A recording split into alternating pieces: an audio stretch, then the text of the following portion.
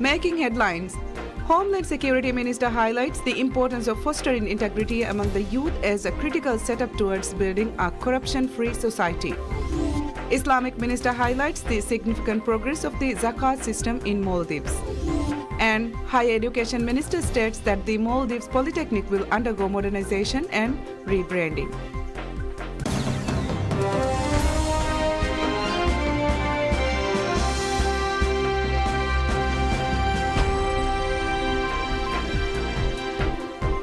Bismillahirrahmanirrahim. Assalamu alaikum. Welcome to PSM News in English with me, Idham Naim.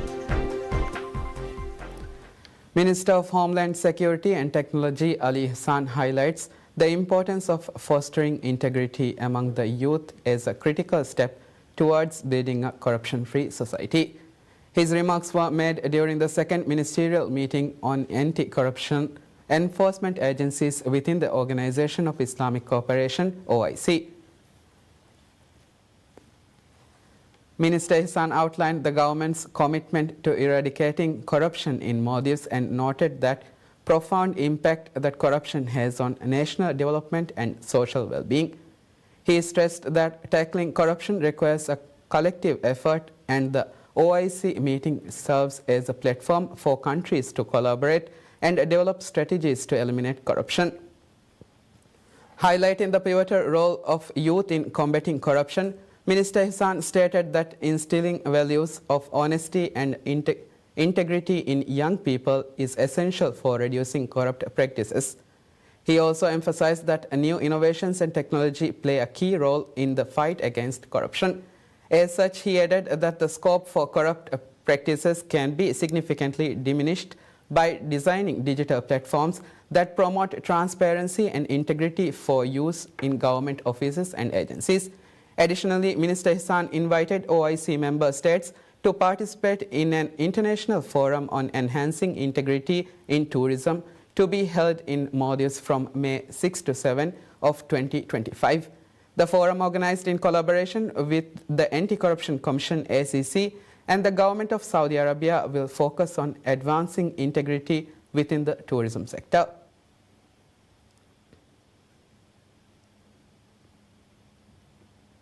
Minister of Islamic Affairs Dr. Muhammad Shaheen Ali Said highlights the significant progress of the Zakat system in the Maldives at the opening ceremony of the International Zakat Conference. He disclosed that thanks to government efforts to raise awareness, the amount of Zakat collected has grown from USD 906,300 in the past to nearly USD 6.5 million today. Minister Shaheen attributed much of this success to the establishment of a dedicated agency under the Ministry of Islamic Affairs, supported by President Dr. Mohamed Moises' commitment to developing it in line with the Islamic jurisprudence. The minister also praised the unprecedented cooperation from President Moise, describing it as the most comprehensive support ever provided by a Maldivian leader. The minister emphasized that all Zakat contributions are managed in strict accordance with Islamic Sharia principles and expressed hope that legal measures would continue to improve the system. He reflected on how Zakat contributions have grown significantly since 2008. Director General of Zakat House Izzuddin Adnan outlined the conference's goal of establishing a practical Zakat framework tailored to the Maldives' social and economic needs, addressing contemporary figure issues to promote social equality. Vice Chancellor of the Islamic University of Maldives, Dr. Ali Zahir, expressed hope that the conference would offer insights to improve Zakat practices and enhance its role in poverty reduction. The International Zakat Conference 2024 aims to foster a sustainable Zakat system in the Maldives. It has gathered scholars, practitioners and policymakers to explore ways to strengthen Zakat administration, positioning it as a vital tool for social welfare and economic stability. The event includes participants from various Maldivian institutions and Malaysia.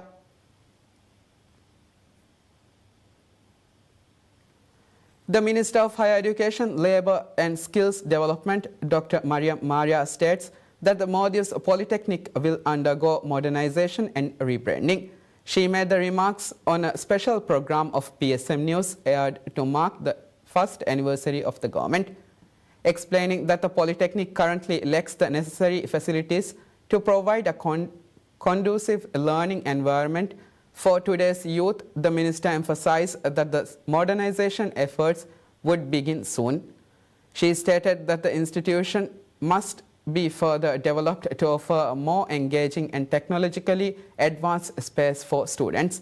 The current teaching methods, she noted, are outdated, and there is a need for the incorporation of modern tools and online learning opportunities to enhance the educational experience. The Modi's Polytechnic, established by the government to provide vocational training and skilled workforce development, offers education in various fields ranging from certificate to diploma levels. The Polytechnic's campuses are also being expanded to different regions of the country to better serve the needs of young people seeking job-ready skills. Minister of Tourism Ibrahim Faisal expressed confidence that the government will meet its target of attracting 2 million tourists to the Maldives by December 25, setting a new record for the country's tourism sector.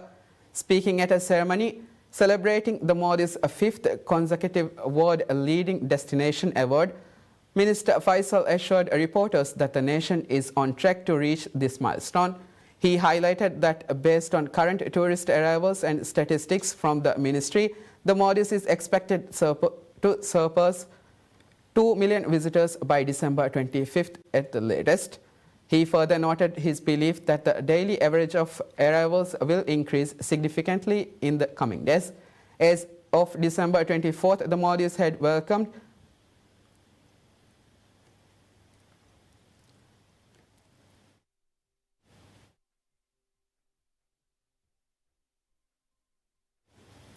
As of November 24th, the Maldives had welcomed 1,803,823 tourists compared to 1,651,706 during the same period last year, reflecting a 9.2% increase. December is traditionally a peak month for tourism, with 194,690 visitors recorded in December of the previous year alone.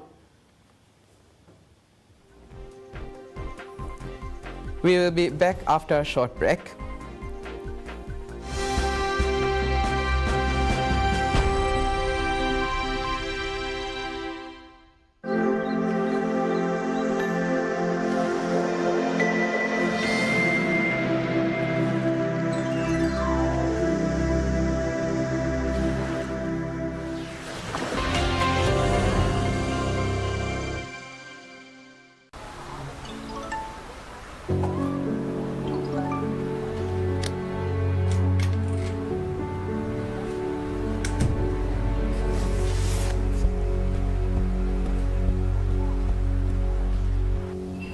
මම්මාති අසලීම්මගේ දම්මරුතියේ අලිකෝදින්මගේ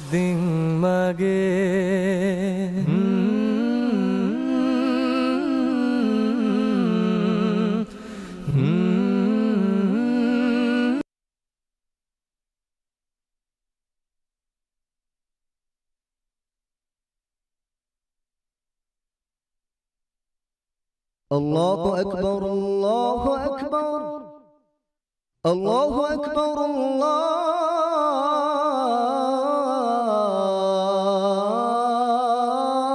أكبر أشهد أن لا إله إلا الله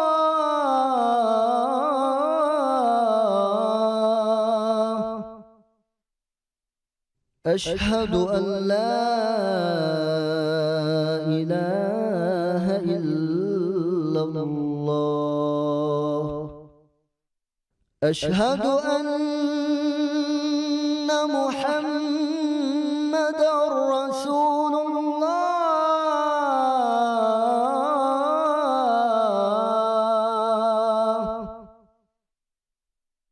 أشهد أن محمد رسول الله حي على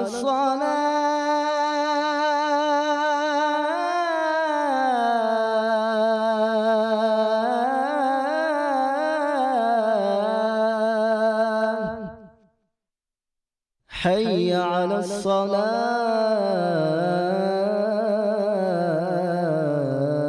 الصلاة حي على الفلاح حي على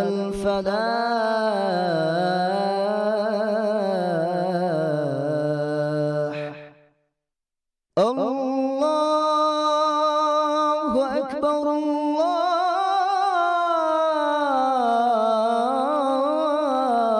الله أكبر لا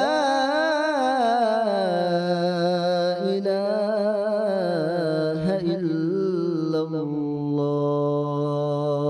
الله اللهم رب هذه الدعوة التامة والصلاة القائمة آت محمدا الوسيلة والفضيلة والدرجة الرفيعة وبعثه مقاما محمودا الذي وعدته وارزقنا شفاعته برحمتك يا أرحم الراحمين وصلى الله على محمد وآله وصحبه وسلم والحمد لله رب العالمين.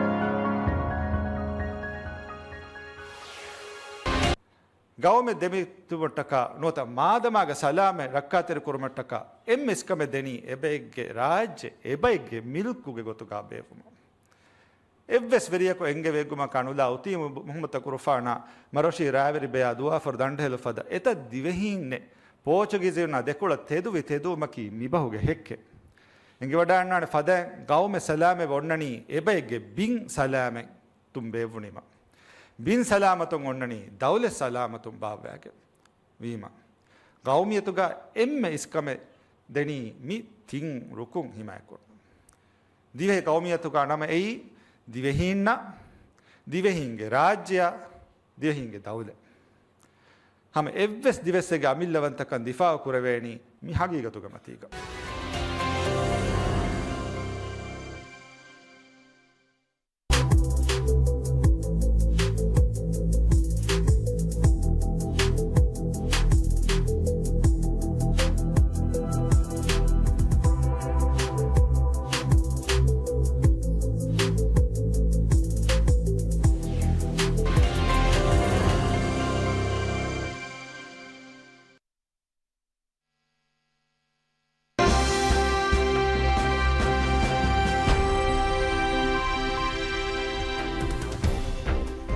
Welcome back to PSM News in English.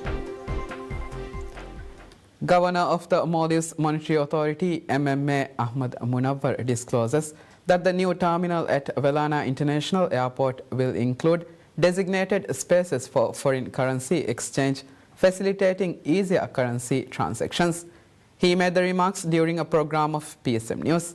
Speaking on the program, he explained that all banks operating in the country will be given the opportunity to establish exchange counters at the airport following discussions currently underway with the banking sector. This move is intended to align with global practices, making it more convenient for businesses and tourists to exchange foreign currency. The MMA is also working on a new foreign exchange law with a draft bill prepared and opened for public comment. In advance of the law's enactment, a new rule will take effect in January, requiring resorts and guest houses to charge a specified amount in foreign currency per tourist. Governor Munawar emphasized that the expansion of foreign exchange facilities at the airport is part of a broader initiative to provide businesses with greater access to foreign currency exchange services. The goal is to establish a transparent system that holds banks accountable while ensuring that these services are available to those who needs them most. Currently, there are foreign currency counters for departing passengers and Bank of Maldives a BML counter is available at the arrival exit. However, the new terminal will allow space for more banks to provide these services. Managing Director of Wahidirulung Corporation, FTC, Hamdan Shakil, discloses that the outstanding amount of USD 11.5 million for the construction of 4,000 housing units in Hurumale Phase 2 has been fully paid. This update was shared during his appearance on a special program on PSM News, where he discussed the progress of the project. The housing units in Hurumale Phase 2 are being developed by Kalpataru Projects International Limited KPIL and the National Building Construction Corporation NBCC. The project is being financed with support from both the Government of India and the Maldivian government. The Government of India is contributing 15% of the total project cost, while the remainder is being funded by the Maldivian government. The total value of the project is estimated at USD 267 million. During the interview, Hamdan Shakil noted that the project had faced delays due to the previous government's failure to make timely payments. However, he confirmed that the outstanding USD 11.5 million has now been paid within the first 6 months of the current government tenure, which has led to a significant acceleration in the pace of work. The Maldives Industrial Fisheries Company, MIFCO, announces that it has cleared all outstanding payments for fish purchased from fishermen at the Kudu Fisheries Complex and the Addu Fisheries Complex, with the most recent disbursement made yesterday.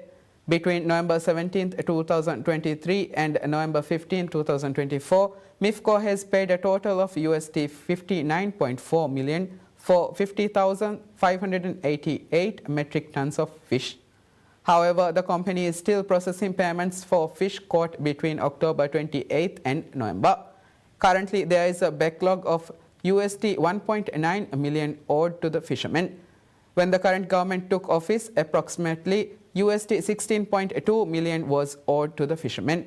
Since then, the government has ensured that all outstanding payments have been settled and has committed to releasing payments within 2 weeks going forward.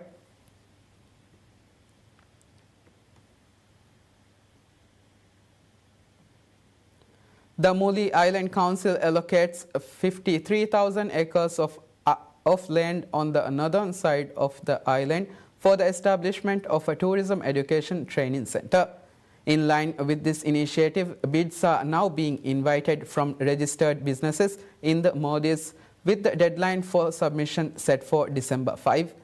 The land will be leased for a period of 50 years with the stipulation that the construction of the building be completed within 18 months of the project's commencement. Proposals should include plans for corporate social responsibility (CSR), as well as educational and social activities that will benefit the local community. Tourism development is a key priority for Muli, and the ongoing expansion of Muli Airport is expected to play a significant role in supporting this effort. The Muli Island Council is committed to expanding tourism, with the airport serving as a central hub for this growth. In this context, 3 plots of land have been designated for tourism-related development, one of which has been specifically allocated for the proposed tourism education and training center.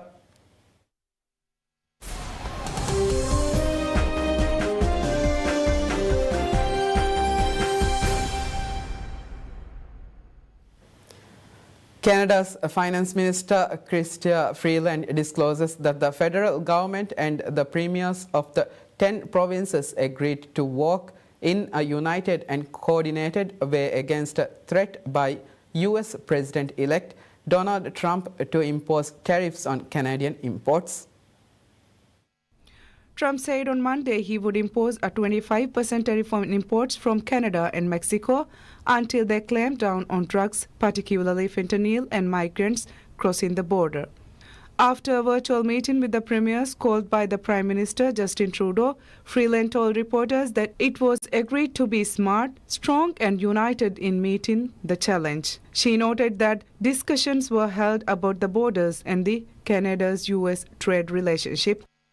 The Prime Minister has just hosted, together with Premier Doug Ford, a meeting of the First Ministers across Canada. Minister LeBlanc and I joined him, and we were also joined by Deputy Commissioner of the RCMP, Mark Flynn, who's with us here. It was a really good, really important meeting. We talked about the Canada-US relationship, and our central agreement on which everyone was agreed really from the outset was that this is a time when we need to play for Team Canada. We need to work in a united and coordinated way. We agreed that we need to be smart, strong, and united in meeting this challenge. We spoke principally about the border and the Canada-US trade relationship. Minister of Public Safety Dominic Lebelec said the same press conference measures to improve border security would increase and will become more public in the coming weeks.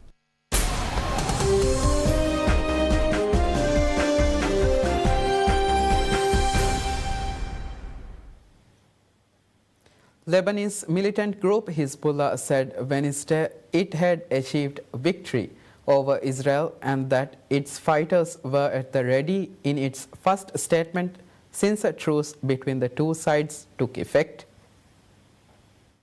The statement from the Iran-backed group said victory from the God Almighty was the ally of the righteous cause. Without directly mentioning the truce or its terms, the statement added that Hezbollah fighters will remain in total readiness to deal with the Israeli enemies, ambitions and its attacks. Israel launched a bombing campaign targeting Hezbollah strongholds in Lebanon on September 23rd and later sent in ground troops after more than a year of cross-border exchanges of fire begun by the Iran-backed group over the Gaza war. Israel dealt Hezbollah heavy blows during the conflict, including killing longtime leader Hassan Nasrallah and other senior officials. The Hezbollah statement said Israeli forces failed in their attempts to occupy and set up in any of the towns to prevent Hezbollah's cross-border attacks or to establish a military and security buffer zones as the enemy had hoped. It said Hezbollah fighters targeted Israel until the last day of the aggression.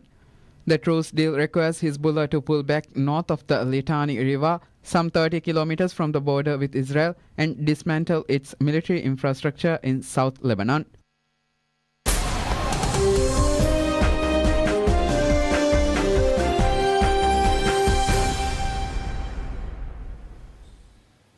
Liverpool regained top spot in the Champions League table and registered a first victory over Real Madrid in 15 years on Wednesday with a dominant 2-0 win courtesy of goals from Alexis McAllister and Cody Gakpo. Such was the Reds' superiority that they could afford the luxury of a rare Mohamed Salah penalty miss in between goals as they claimed a fifth win from 5 games to sit 2 points clear at the head of the new-look league format. On a miserable night for the Spaniards, now 24th in the 36th-term competition, Kylian Mbappe was well shackled, also missed a penalty that would have drawn a real level against the run of play in the second half.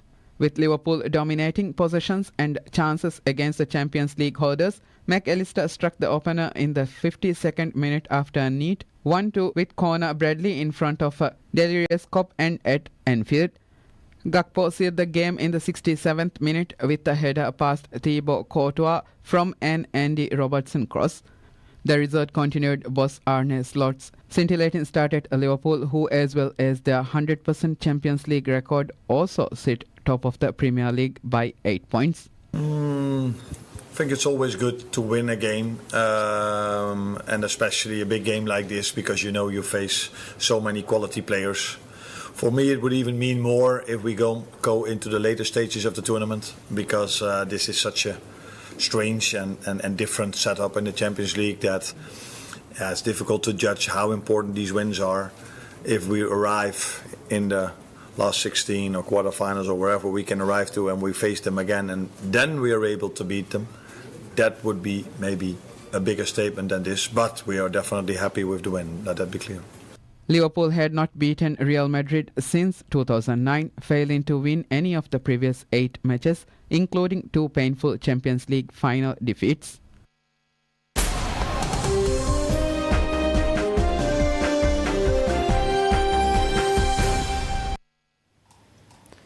In a research facility in the northwest of Beijing, molecular biologist Li Jiping and his team harvest a cluster of 7 unusually small potatoes, one as tiny as a quail's egg, from a potted plant.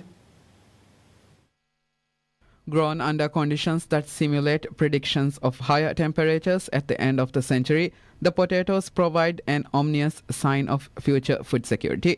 At just 136 grams, the tubers weigh less than the half of that a typical potato in China, where the most popular varieties are often twice the size of a baseball.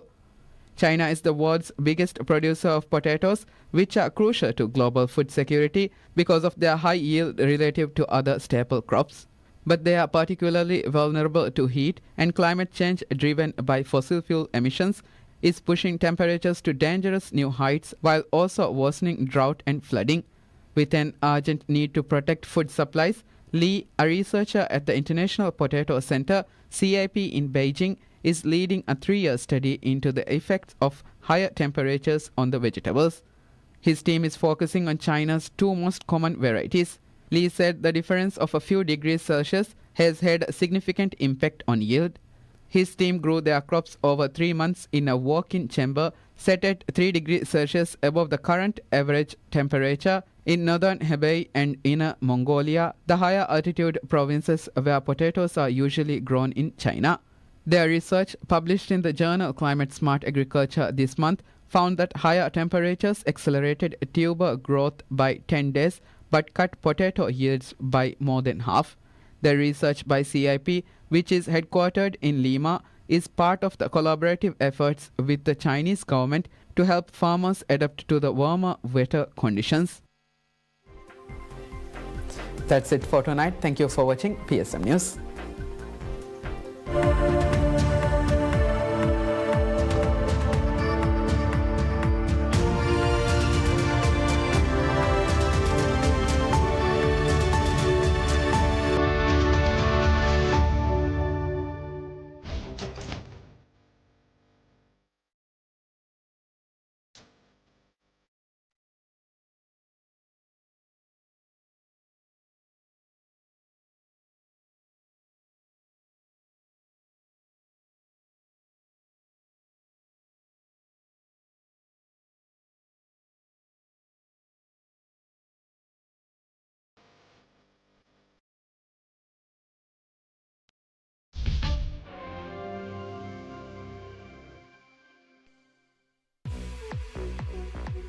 ಮಗುಮತಿಗೆ ಸಲಾಮತ ರಕ್ಕಾತಿರಿಕಮಂ ಹೆದಿಫಾವಾ ಕವಾದುತಕ ಸಮಾಲು ವೆಲವ್ವ ಮಗುಗೆ ವ್ಯಾಫಳಿನ್ ದುವ್ವುಮಂ ಆದ ಕುರವ್ವ ಮಗುಮತಿ group ಹದಾಫಾ ಮಗು ಫುರಾಲಾಗೆನ್ ನುದುವ್ವ ಮಗುಗ ದುವ್ವಾಯಿರು ಬಹ ತಂದೆವ್ವ ದುವ್ವಾಯಿರು ಎಂಗ್ ಉಳಂದು ಅಣೆಂಗ್ ಉಳಂದ ಎಕಶೇನೆ ದುರುಮಿನೆ ಬಹಟ್ಟವ lane ಬದಲು ಕುರಾಯಿರು ಅದಿ ಗೋಳಿ ಅಳಾಯಿರು ರಂಗಳ signal ದಿನುಮಂ ಆದ ಕುರವ್ವ ಮಗುಮಚಗೆ ಎಮ್ಮೆಂಗೆ ತಣೆ ಮಗುಮತಿಗ ಎಮ್ಮೆಂಗೆ ಸಲಾಮತ ರಕ್ಕಾತಿರಿಕಮ ವಿಸ್ನವ ಫರುದೇ ಜಿಮ್ಮಾ ಅದಾ ಕುರವ್ವ